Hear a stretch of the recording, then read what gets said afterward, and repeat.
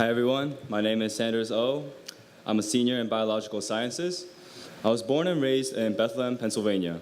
Bethlehem is a small white town in eastern PA with a population of approximately 70,000. I moved to Korea for high school and attended an international school in Seoul, which has a population of approximately 23 million. Since I was exposed to both cultures while growing up, I consider myself a culturally competent person.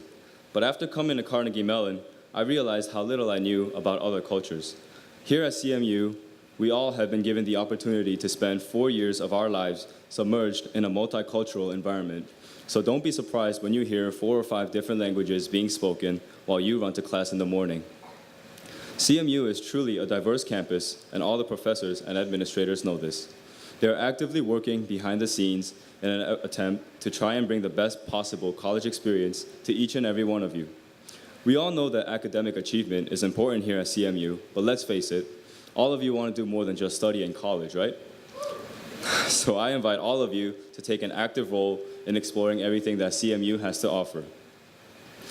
I am currently the president of Korean Student Association, and I'm on the board for a human rights organization called Liberty in North Korea. I'm a TA for computing at Carnegie Mellon, which all of you have to take to graduate, so I'm a pretty powerful guy. I also take part in Christian campus ministry, intramural sports, and cultural events. During my time here, I've been able to interact with students of all ethnicities, professors, faculty, administrators, lawyers, doctors, and more. I'd like to share one particular experience that has shaped who I am. Coming to CMU as a freshman from an international school in Korea, I was unsure whether I would fit in with other international Korean students or with the Korean American students. Now, for those of you who don't know, there are 2 types of Koreans, generally speaking. They're most easily identified by language. There are those types of Koreans who are more comfortable with English, and then there are those Koreans more comfortable with Korean. CMU KSA historically has been dominated by the latter for quite some time, and I myself am more comfortable with English. Having heard rumors about KSA before even stepping foot on campus, I was careful to avoid KSA. Asian cultures have a special way of showing respect for elders, and it is especially present in Korean communities. Apparently, the Koreans at CMU are mean people who make everyone bow. However, I began to realize that these rumors were not true at all. As I began to meet and interact with more and more Koreans in the classroom, church, sports, and other activities, I realized that I was avoiding a great opportunity simply because of some misguided rumors. These so-called mean upperclassmen turned out to be nice people who were all interested in advancing Korean culture and the Korean presence on campus. I joined KSA in my sophomore year and worked my way up to become the president in my junior year. In the course of my presidency, I've worked and interacted not only with Asian organizations and Greeks, but with other cultural organizations and leaders all across campus. It has been a great experience and has opened my eyes to other cultures. I know that I've shared a personal experience, and for those who are not Asian, you may be thinking, this has nothing to do with me. But I'm here to tell you that it has everything to do with each and every one of you. We are not as different as we think, even if we come from different backgrounds or look or talk different. We will all laugh at jokes together.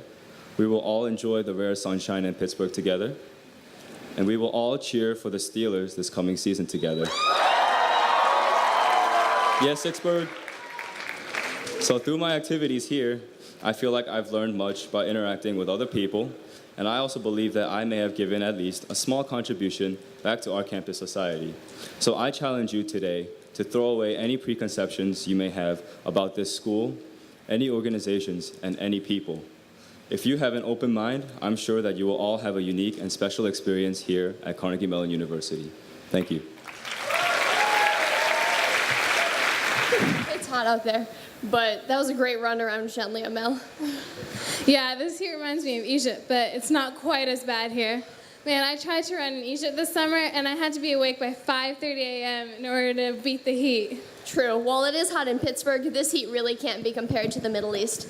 I remember on my army base in Israel, when we used to take the soldiers out for a run, it either had to be first thing in the morning or late in the evening to avoid the intense heat.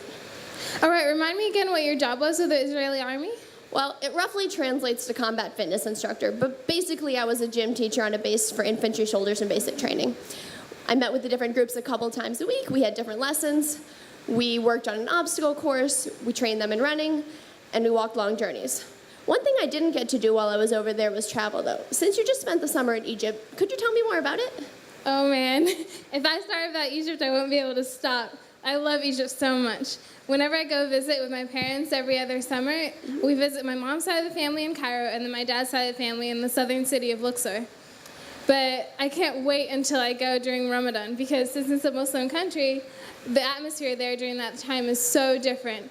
And they even shoot cannons every night when it's time to break fast. That sounds so cool. Isn't that starting soon?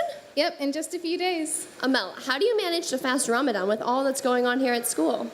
Well, since it is a whole month when I can't eat or drink during daylight hours, I usually wake up early in the morning to eat, and then I break my fast at sunset soon after practice. I don't know how you do it. During Passover, which is only a week, and when I can't eat anything that rises, like bread, for example, it's hard enough for me to keep my normal schedule. Yeah, I remember last year we had a lot of fun making you food during Passover that you could actually eat. You know, we should do the same this year during Ramadan, but make traditional Ramadan food just as if I were home. I kind of miss having Ramadan with my family, but you know what? Here at CMU, it's fun joining the amaze, the Muslim Student Association, for iftar. But I'm sure you know what I mean, because you have your Shabbat dinners with Hillel, right? Yeah, I really love the weekly Shabbat dinners that Hillel offers every Friday at our Jewish University Center. They offer 3 services, Reform, Conservative, and Orthodox, and then we all convene for dinner. I also really like that we share it with the University of Pittsburgh, because it gives me an opportunity to meet people outside of Carnegie Mellon. That sounds a lot like how the Muslim Student Association joins the Pitt chapter for a lot of events. Some Pitt students even come to our prayer room in the basement of the UC for Friday Jummah prayers. Sorry, I got a phone call, 1 second. الو يا يا إذا تولي شو يمخ أني بمسى ماشي كوغا قبل نخزو الأخطاء يا لخم ده بي. Oh, now my phone is vibrating. Just a second. السلام عليكم. ازيك؟ أنا كويسة الحمد لله. طب بصي أنا مشغولة شوية دلوقتي ممكن أكلمك بعد شوي؟ ماشي مع السلامة.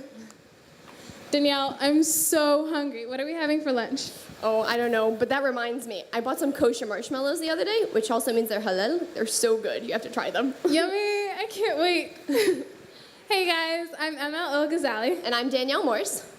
I'm a junior ECE student in CIT and a member of the Muslim Student Association. And I'm a junior biopsych major in MCS, and I'm also a member of Hillel, the Jewish Students Association on campus. We both also run cross country and track.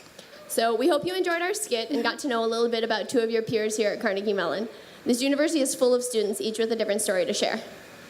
So take the time to find out what you have in common with those who may seem different from you. Sometimes the greatest friendships are built when you just listen to others.